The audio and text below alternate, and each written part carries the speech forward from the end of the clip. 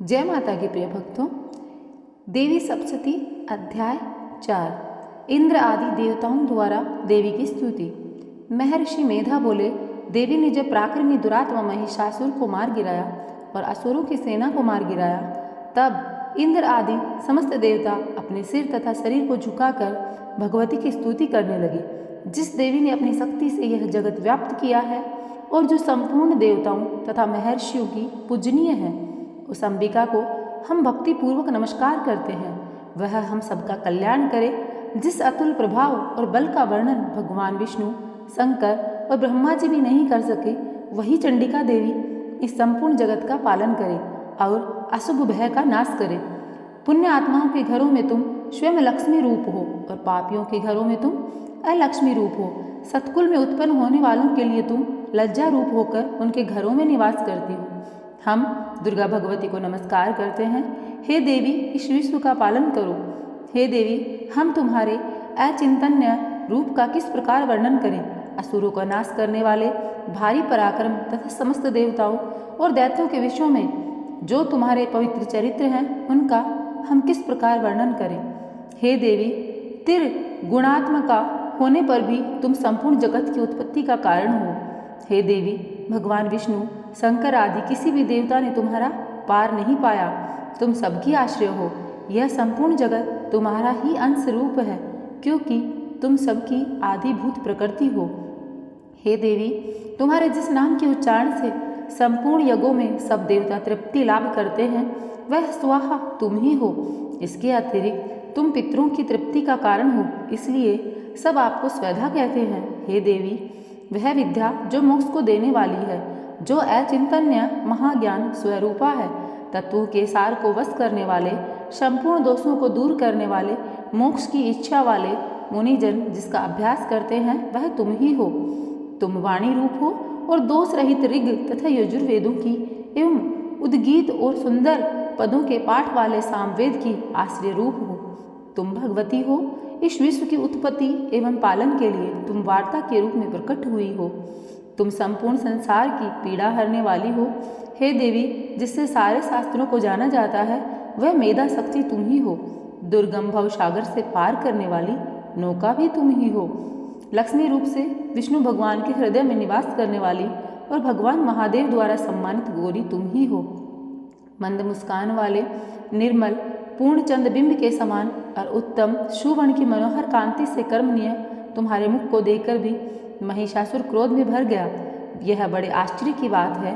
और हे देवी, तुम्हारा यही मुख जब क्रोध से भर गया तो उदय काल के चंद्रमा की भांति लाल हो गया और तनी हुई बाहों के कारण विकराल रूप हो गया। उसे देखकर भी महिषासुर के शीघ्र प्राण नहीं निकल पाए।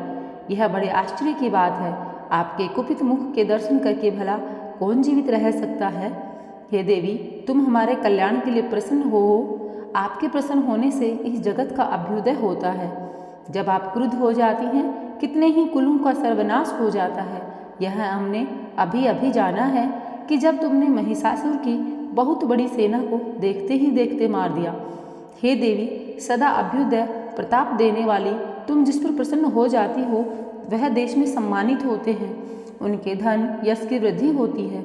उनका धर्म कभी स्थिर नहीं होता। उनके यहाँ अधिक पुत्र और पुत्रियाँ नौकर होते हैं।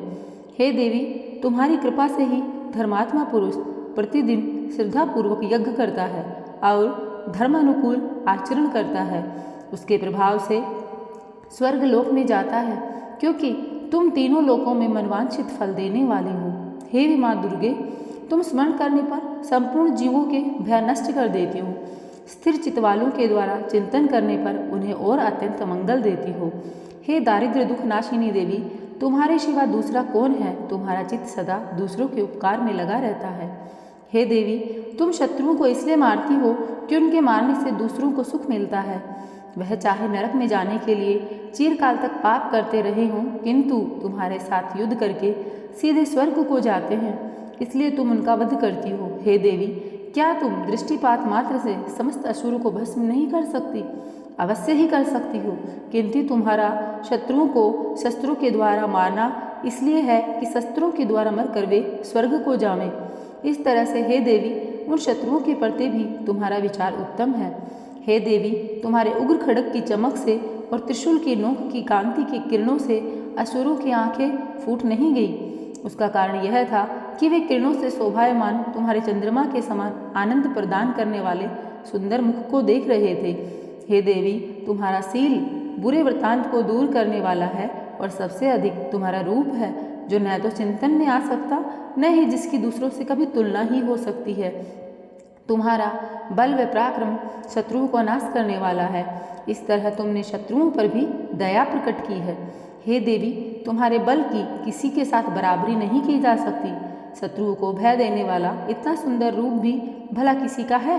हृदय में कृपा और युद्ध में निष्ठुरता, यह दोनों बातें तीनों लोकों में केवल तुम्हें देखने को में आई हैं। हे माता, युद्ध भूमि में शत्रुओं को मारकर तुमने उन्हें स्वर्गलोक में पहुंचाया है। इस तरह तीनों लोकों की तुमने रक्षा की है तथा उन उन्मत्त असुरों से जो हमें भय था उसको भी तुमने दूर किया है। तुमको हमारा नमस्कार है। हे देवी, तुम शूल तथा खड्ग से हमारी रक्षा करो और घंटे की ध्वनि और धनुष के टंकार से भी हमारी रक्षा करो। हे चंडिके, आप अपने शूल को घुमाकर पूर्व, पश्चिम, उत्तर तथा दक्षिण दिशा में हमारी रक्षा करो।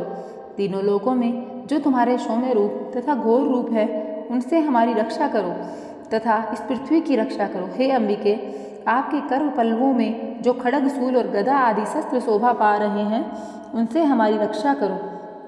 महर्षि बोले। इस प्रकार जब देवताओं ने जगत माता भगवती की स्तुति की और नंदवन से पुष्पों तथा गंध अनुलेपों द्वारा उनका पूजन किया, फिर सबने मिलकर जब सुगंधित व दिव्य धूपों द्वारा उनका सुगंधी निवेदन किया, तब देवी ने प्रसन्न होकर कहा, हे देवताओं, तुम सब मुझसे मनवांछित वर मांगो। देवता बोले, हे भगवती, तुमने हमारा सब कुछ कार्य कर दिया। अब हमारे लिए कुछ भी मांगना बाकी न रहा, क्योंकि तुमने हमारे शत्रु महिषासुर को मार डाला है। हे महेश्वरी, तुम इस पर भी यदि हमें कोई वर देना चाहती हो तो बस इतना वर दो कि जब जब हम आपका स्मरण करें तब तब आप हमारी विपत्तियों का हरण करने के लिए हमें दर्शन दिया करो। हे अंबिके, जो कोई भी तुम्हारी स्तुति करे तुम उनको वित्त समृद्धि वैभव देने के साथ ही उनके धन और स्त्री आदि संपत्ति बढ़ाओ। सदा हम पर प्रसन्न रहो। महर्षि बोले, हे राजन, देवताओं ने जब जगत के लिए अपने लिए इस प्रकार प्रसन्न किया, तब देवी ने तथास्तु कहकर अंतर्धान हो गई। हे भूप, जिस प्रकार तीनों लोगों का हित चाहने वाली यह भगवती देवताओं के शरीर से उत्पन्न हुई थी, वह सारा वृत्तांत मैंने तुझसे कह दिया है। और इसके पश्चात दुष्ट असुरों तथा शुंभ निशुंभ का वध करने तथा सब लोगों की रक्षा करने के लिए जिस प्रकार गौरी देवी के शरीर से उत्पन्न हुई थी, वह सारा वृत्तांत मैं यथावत वर्णन करता हूँ। तो प्रिय भक्तों, दुर्गा सप्तशती का अध्याय 4 और तीसरे दिन का अध्याय यहीं पर समाप्त होता है। अगले दिन के अध्याय के लिए चैनल को अभी सब्सक्राइब करें और वीडियो को लाइक करें, और हाँ, कमेंट बॉक्स में जय माता की अवश्य लिखें। उम्मीद है आप लोगों को मेरी यह कथा अवश्य पसंद आई होगी जो मैंने आप लोगों को अभी सुनाई। जय माता की।